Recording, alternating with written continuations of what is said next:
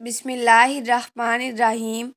شروع اللہ کے نام سے جو بڑا مہربان نہایت رحم والا ہے۔ السلام علیکم ورحمۃ اللہ وبرکاتہ۔ رسول اللہ صلی اللہ علیہ وآلہ وسلم نے ایک مسلمان شخص کی عیادت کی۔ وہ بیماری کی وجہ سے پرندے کے بچے کی طرح کمزور ہو چکا تھا۔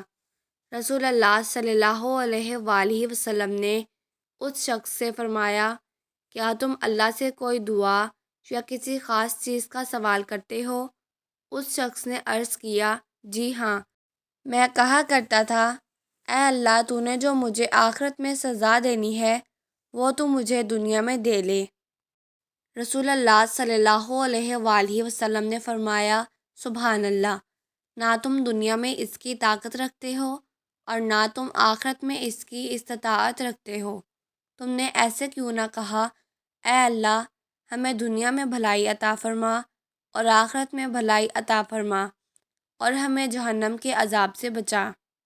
راوی بیان کرتے ہیں کہ اس شخص نے ان کلمات کے ذریعے سے دعا کی تو اللہ تعالیٰ نے اسے شفا عطا کر دی۔